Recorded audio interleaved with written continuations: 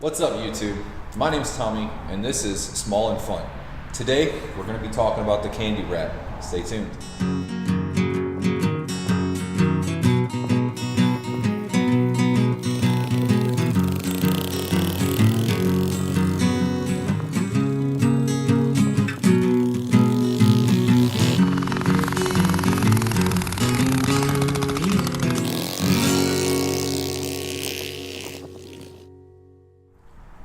Okay, like I said, today we're going to be talking about the Kandy Rat go-kart. We're going to go over a few key points on it and probably show you some clips of this thing ripping around the track in the backyard. The key points I want to hit are, what was this go-kart like when I first bought it?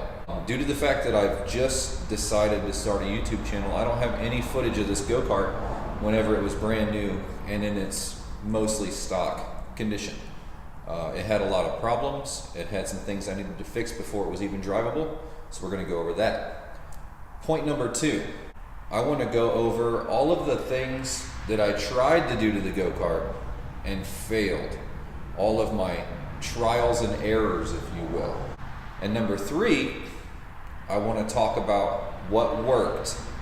So that should really be like 2.5.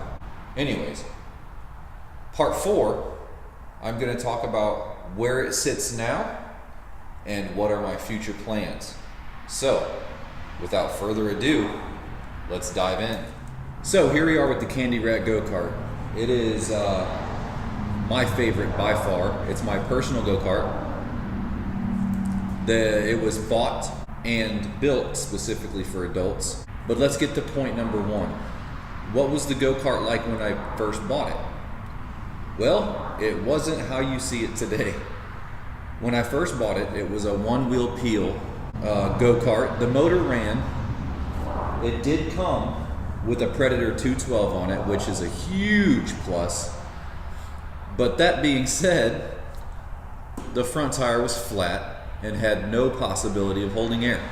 The other front tire held air, but the rim was bent, and it was only going to take one hard turn to knock it off the bead and then have 2 bad front tires. The drive wheel was on the left side, and the axle that it hooked up to was bent, so the sprocket was not lined up properly with the clutch. Whenever you would hit the gas, the clutch would engage and the chain would slip every time. It wasn't drivable. And the guy that I bought it from had put on this sweet 1980s bass boat bucket seat, the little folding seats. I'll put some pictures in there throughout the video so you can see how this thing looked.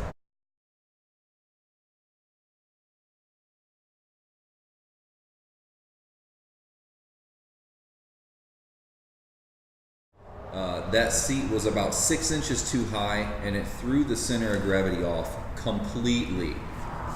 Before I changed out the seat, 3 different people flipped the go-kart, and I have each one of those on video, so I'll put some clips in now.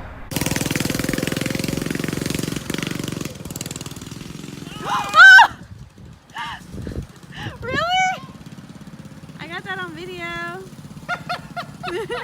YouTube. It's supposed to be drift, not fall out. Yeah, not flip. Not flip. Okay, so the go-kart chassis was about 8 inches shorter. The back wheels were right about here. Okay, so it was pretty maneuverable. This is a Manco 297. And the reason I call it a Manco 297 is because I found an owner's manual online, and that is what it said on the front of the owner's manual. There's been some difference in what people call this on YouTube and online whenever you search Manco go-karts. But that's what I'm going to call it right now until somebody tells me that I'm silly and it's not a Manco 297. But anyways, moving on to point 2. So point 2 is my trials and errors. What have I tried to do to the go-kart and kind of failed on? Trials and errors. What have I done that hasn't worked? I've attempted to build my own live axle twice. The first time was out of 5/8 all thread material, which I found out is very flexible. So whenever I would try to hit the gas, the axle would bend and it would throw the sprocket out of alignment. Chain would get thrown every time. There was also some other bad decisions in there. I used some cheap bearings from a hardware store. They wound up actually not even being bearings. They were more like bushings. So that was a huge failure. The second one was live axle attempt number 2. I went with some good material. It was a piece of 5/8 cold rolled steel threaded on each end. And that one actually worked out a little bit better. I got some good bearings for it, but I had to weld some shaft collars onto the wheels and then half onto the axle to hold them on. When I did that, I made about 2 laps around the track before I separated the right back wheel from the hub completely and was dead in the water and had to roll my go-kart back to the shop while holding up the engine side of the go-kart. Not fun. I'm not going to get too much into detail about failed attempts. I'll put a bunch of pictures up for you. But moving on to what worked. I called GoPowersports.com. I'm not sponsored by them. Obviously, this is only my second full-length video, but great stuff, okay? I got a live axle kit from them, and that came with everything I needed. Wheels and tires, axles, bearings and hangers, sprocket, brake drum, and then collar, clamps and everything to hold everything in place. It came with your keys, set screws, all of that stuff. So now my live axle works and it's great. From Go Power Sports, I also got the bigger jet for the carburetor. It's a .038 is the bore on that jet, and it's much bigger than the stock. And with that, you need the pod filter kit. Mine looks kind of goofy because I've got a green piece of foam wrapped around it because my track is really dusty, which you'll see in some of the videos.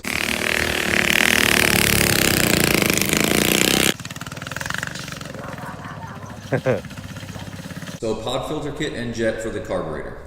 I also built my own header for this go-kart. I could have bought it from Go Power Sports, but due to the fact that this is going to be a rat rod style build, I need some DIY improvised looking parts on the go-kart.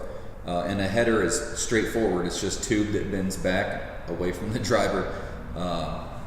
And I welded on a cone on the end of it to make it louder. I wanted this thing to be ridiculously loud, and I wanted you to be able to hear it from the middle of town. So yeah, that's the things that I've got on. Oh, and the governor is bypassed. It is not taken out yet. I don't have the stones to open up the engine yet and pull out the gear and all that stuff. Maybe at a future date I will. Other things that I did that worked, moving to the front of the go-kart, is my steering system. So what I did was I completely redid the front end of this go-kart. I gave it more caster so that I would have a little bit of jacking effect whenever I turn the wheels, give it a little bit more stability. I put new spindles on that I built myself, and they've got 2 holes on each spindle because I have a single tie rod going to the left spindle, and then I have a cross tie rod that ties them together to keep them perfectly aligned where I want it. I also gave it some camber, and the reason I did camber is because whenever I would turn in a fast turn, my wheels would basically turn into plows because their camber was perfectly neutral, if not a little bit of positive. So I gave it some ridiculous negative camber. I went more than I needed to because I'm trying to exaggerate everything on this go-kart, but it worked out great. So now it has camber, caster, and toe is all where I like it. The steering is heavy because it is an adult go-kart, and it's kind of twitchy, but that's okay because we're riding on a curvy dirt track. Yeah, so the steering is great now. And one last addition that I've done to the go-kart is the seat. The seat is simply 2 pieces of plate steel. I'm gonna call it an 1/8 inch thick. The part for your butt, I bent up the sides a little bit so it holds you in. The back is completely flat. And this is the stock seat support rod frame thing. I left it on there because it does go with the go-kart. And one last little note before we get into driving videos, you'll notice there's this handle here that does absolutely nothing. I'm debating right now whether to just take it off or make it functional. It was intended to be a handbrake to lock up the rear axle, but due to the fact that I called Go Power Sports, they sent me a drum brake that works phenomenally and I can lock it up with the brake pedal. So I'm kind of trying to decide, do I need a handbrake or is that just added weight and an obstacle for my leg to get around while I'm driving? So let me know what you think. Keep the handbrake and make it work, or just get rid of it because it's ugly and silly. All right, time for some closer views of the go-kart. Okay, so for this portion of the video, I am going to be freehanding and using camera light. I hope it's not too shaky, but it should get the job done to show you guys what's going on with the engine here, okay? So, as you can see, I've got my homemade header and the pod filter kit, and you can't see the jet, but it's in there, I promise you. I have rotated my cover plate and pull cord so it goes straight up, just because, ease of access. And you'll notice there's a green string in there. This is actually 550 cord, paracord. We were driving the go-kart one day and the old rotted out pull string broke, and that's what I have, and I just haven't fixed it yet. But that's okay because it works well. So here's a good look at the tires that I have. They are Kenda 13-inch by 6.5 for 6-inch rims. They're slicks and they work great for drifting. So moving on to the back, you can see that I had to extend the chassis. The bar just forward of the sprocket is where the chassis used to end. So 8 inches, I'm going to call it. This is that massive 80-tooth sprocket I was telling you about.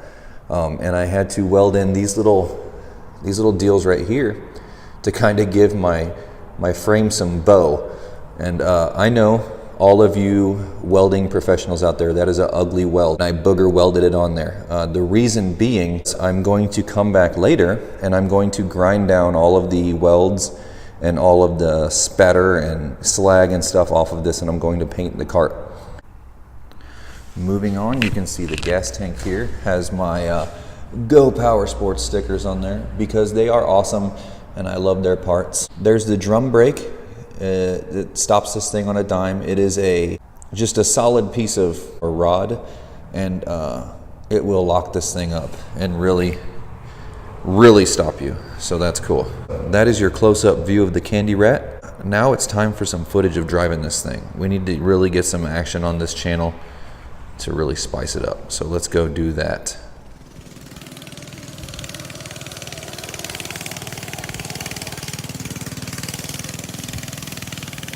I feel so bad for the back of this property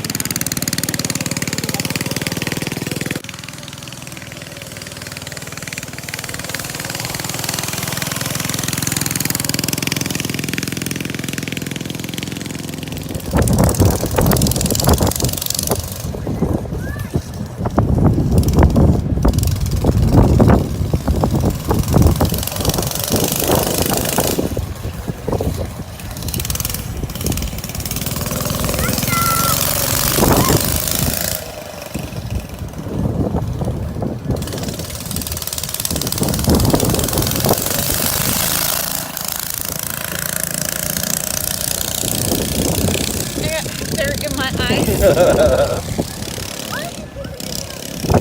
Huh?